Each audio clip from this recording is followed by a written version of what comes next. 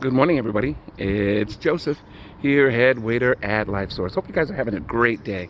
It's kind of cool out here today. The weather is kind of brisk here in the Bay Area this morning. About 50 degrees outside today. I want to talk a bit about what we're doing this week. So today, here at LifeSource, we're going to wrap up the discussion of slavery.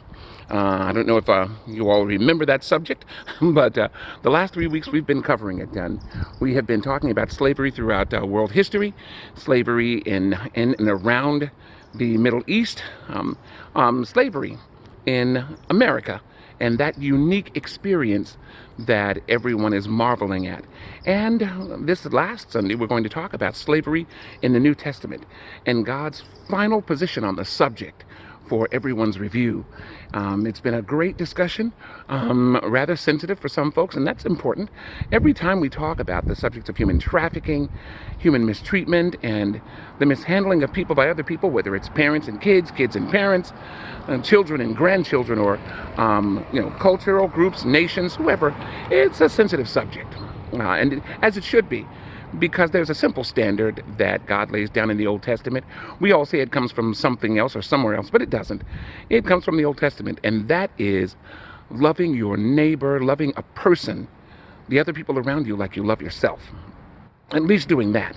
And of course, the other standard of that drives that is our relationship with God, which, some nations and some folks argue about, but fine.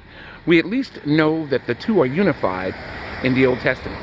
But in the New Testament, the subject of how we treat each other as human beings goes to another level again.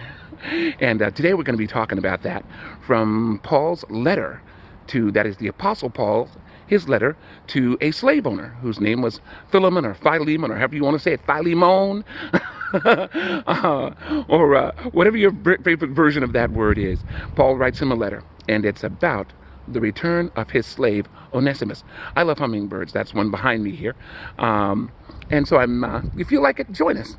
I think it's an important subject we ought to discuss, especially in the age where we're talking about reparations and freedom for the Palestinians and the relevance of the Israeli nation and all the mistreatment and abuse that is going on around the world, as well as the problem of how to clear that up and provide redress for people in Sudan, people in Ethiopia, the horrors going on there, and even the enslavement of the